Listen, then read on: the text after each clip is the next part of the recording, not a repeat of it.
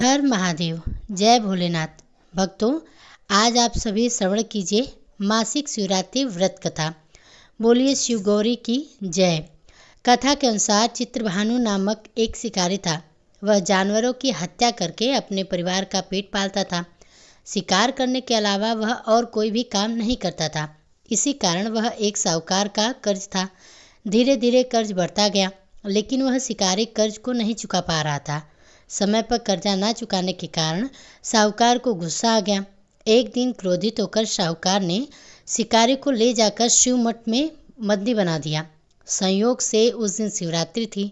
शिवालय में शिवजी के मंत्र, कथा, प्रवचन आदि चल रहे थे। भजन कीर्तन हो रहा था तो शिकारी वहां पर चुपचाप बैठ गया। थोड़ी देर तक तो वह इधर उधर भागने की योजना सोचता रहा। सोचने लगा कि यहाँ से कैसे जाऊं, क्या करूं। लेकिन धीरे धीरे उस शिकारी का ध्यान उस पुजारी की तरफ गया जो शिव कथा सुना रहा था। तो उसने भी ध्यानमग्न होकर वह सारी कथा सुनी और शिव संबंधित सारी धार्मिक बातें भी उसने बड़े ही ध्यान से सुनी। चतुर्दशी को उसने शिवरात्रि की व्रत कथा भी इस तरह सुन ली और ओम नमः शिवाय के जाप भी उसने कर लिए। जैसे ही शाम हुई तो साहूकार वहां पर आया और उससे पूछा कि तू मेरा ऋण कब चुकाएगा। तो शिकारी ने हाथ जोड़कर कहा कि साहूकार जी, मुझे आप आज छोड़ दो, मैं कल तुम्हारा सारा कर्जा चुका दूंगा। मैं आपको यह वचन देता हूँ। तो ऐसा करने पर साहूकार ने उसे छोड़ दिया और वह वहाँ से छूटते ही जंगल की ओर चला गया। वह तो अपनी दिनचर्या की भांति जंगल में शिकार करने के लिए निकल गया, लेकिन दिन भर बंदी गृह में रहने के कारण वह भूख प्यास से व्याकुल था। शिकार खोजता रहा। खोजता खोजता वह बहुत दूर निकल गया, लेकिन उसे कोई भी शिकारी नहीं मिला। वह बुरी तरह से थक हार चुका था। जब अंधेरा हो गया तो उसने विचार किया कि आज तो पूरी रात जंगल में ही बितानी पड़ेगी।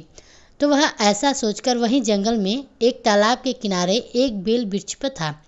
उसी पर वह चढ़कर रात बिताने की इंतजार करने लगा।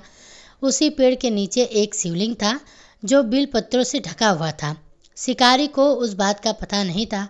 पड़ाव बनाते समय उसने जो टहनियाँ काटी थी वह संयोग से शिवलिंग पर गिरती चली गईं। इस प्रकार दिन भर सूखे प्यासे शिकारी का व्रत पूरा हो गया और शिवलिंग पर बेलपत्र भी चढ़ गए। जब रात्रि का एक पहर बीता तो एक गर्भवती हिरणी तालाब पर पानी पीने के लिए आई।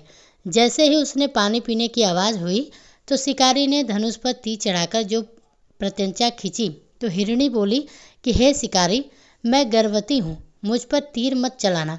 तुम एक साथ दो जीवों की हत्या कर दोगे, जो कि ठीक नहीं है। मैं अपने बच्चे को जन्म देकर बहुत ही जल्द तुम्हारे पास आऊँगी, तब मुझे मार देना। इस तरह वह गिड़गिड़ाने लगी तो शिकारी ने प्रत्यंचा ढीली कर दी और हिरणी जंगली झाड़ियों में लुप्त हो गई। प्रत्यंचा चढ़ाने तथा ढीली करने से उस समय भी कुछ बेलपत्र टूटकर शिवलिंग पर गिर गए। इस तरह अनजाने में ही उसके प्रथम पहर की पूजा भी हो गई। थोड़ी ही देर बाद एक हिरणी वहां पर आई और आते ही देखकर शिकारी बहुत ही खुश हुआ। जैसे ही वह नजदीक आई तो उसने फिर धनुष पर बाढ़ चढ़ाया। तब उसे देखकर हिरणी ने बड़ी ही विनम्रता पूर्वक निवेदन किया कि हे शिकारी, मैं थोड़ी देर पहले ऋतु से निवृत्त हुई हूँ, कामातुर बिरहणी हूँ, अपने प्रिय की खोज में भटक रही हूँ। मैं अपने पति से मिलकर शीघ्र ही तुम्हारे पास आऊँगी। तुम मुझे छोड़ दो, मैं तुम्हें वचन देती हूँ कि मैं तुम्हारे पास आऊँगी। तो शिकारी ने उसे भी जाने दिया। 2 बार शिकार को खोकर उसका माथा ठनका। वह चिंता में पड़ गया कि आज क्या बात हो गई मुझे, जो मैं इस तरह से हाथ में आए हुए शिकारी को जाने दे रहा हूँ। इसी तरह रात्रि का आखिरी पहर बीत रहा था। शिकारी ने सोचा कि अब की बार कोई शिकारी आए मैं उसे जाने नहीं दूंगा। इस तरह शिकारी के 2 पहर की पूजा बड़े ही विधि पूर्वक संपन्न हो गई थी। तभी तीसरा पहर बीतने वाला था कि एक अन्य हिरणी अपने बच्चों के साथ यहाँ से निकले।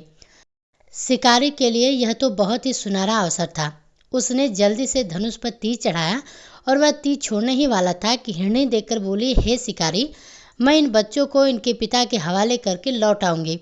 इस समय तुम मुझे मत मारो, मैं तुम्हें वचन देती हूँ कि मैं लौट कर आऊँगी। तो हिरणी की बात को सुनकर शिकारी हंसने लगा और बोला कि सामने आए शिकार को छोड़ दूँ। मैं ऐसा मूर्ख नहीं हूँ। मैं तुमसे पहले भी 2 बार अपने शिकार को खो चुका हूँ। मेरे भी 2 बच्चे हैं, वह भी तो भूखे प्यासे व्याकुल हो रहे होंगे। तो शिकारी की बात को सुनकर हिरनी ने कहा कि जैसे तुम्हें अपने बच्चों की ममता सता रही है, ठीक वैसे ही मुझे भी सता रही है। हे शिकारी, मेरा विश्वास करो, मैं अपने बच्चों को इनके पिता के पास छोड़कर तुरंत लौट कर आऊँगी। मैं ऐसी प्रतिज्ञा करती हूँ, तुम मेरा विश्वास करो। इस तरह हिरनी का दुख भरा स्वर सुनकर शिकारी को आज न जाने क्यों फिर से दया आ गई, तो उसने उस हिरनी को भी जाने दिया। शिकार के अभाव में तथा भूखे प्यासे व्याकुल शिकारी अनजाने में ही बेल वृक्ष पर पूरी रात बैठा रहा। बेल पत्ते तोड़ तोड़ कर नीचे फेंकता रहा। पूरी रात कटने को हुई तो एक मोटा तगड़ा हिरन उसी रास्ते पर आ गया, तो उसे देखते ही शिकारी ने सोचा कि मैं इसका शिकार तो अवश्य करूँगा। आज चाहे कुछ भी हो जाए, मैं इसे जीवित नहीं जाने दूंगा।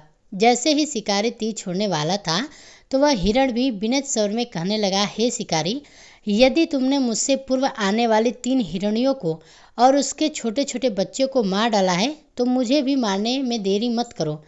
तुरंत मुझे मार दो ताकि मुझे उनके वियोग में एक क्षण भी दुख न सहना पड़े। मैं उन हिरणियों का पति हूँ और उन बच्चों का पिता हूँ। यदि तुमने उसे जीवन दान दिया है तो मुझे भी कुछ क्षण का जीवन दान देने की कृपा करो। मैं उनसे मिलकर तुम्हारे सामने उपस्थित हो जाऊंगा। तो इस तरह हिरण की बात को सुनकर शिकारी के सामने पूरी रात का घटनाचक्र घूम गया। उसने सारी कथा हिरण को सुना दी। तब हिरण ने कहा कि मेरी तीनों पत्नियां जिस प्रकार प्रतिज्ञाबद्ध होकर गई हैं, मेरी मृत्यु से अपने धर्म का पालन नहीं कर पाई। इसलिए हे शिकारी, जैसे ही तुमने विश्वास पात्र मानकर उनको छोड़ा है, वैसे मुझे भी जाने दो। मैं उन सबके साथ तुम्हारे सामने बहुत ही जल्द प्रस्तुत हो जाऊंगा। मेरा भी विश्वास करो। तो शिकारी को ना चाहते हुए भी फिर से दया आ गई। शिकारी ने उसे भी जाने दिया। इस प्रकार सुबह हो गई। उपवास, रात्रि का जागरण तथा शिवलिंग पर बेलपत्र चढ़ने से अनजाने में ही शिवरात्रि की सारी पूजा संपन्न हो गई।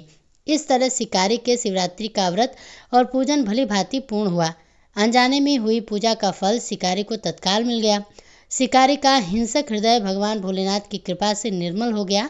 उसमें भगवत शक्ति का वास हो गया।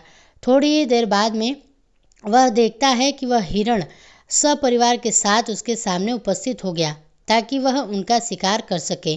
परंतु जंगली पशुओं की ऐसी सत्यता को देखकर शिकारी का हृदय पिघल गया। उसने बड़ी ही शर्मिंदगी महसूस करते हुए जंगली जानवर होकर भी अपने वचन के कितने सत्य हैं और कितनी प्रेम भावना है इनमें, तो उसने भी पूरे हिरण परिवार को जीवन दान दे दिया। तो वह हिरण परिवार बहुत ही खुश हुआ और खुशी खुशी कुलाचे मारता हुआ वहाँ से चला गया। तो इस तरह अनजाने में हुए शिवरात्रि का व्रत का फल शिकारी को मिला, जिसके चलते वह एक अच्छा आदमी बन गया। फिर वह अपने जीवन के समस्त सुखों को भोगता हुआ अंत में शिवलोक को गया।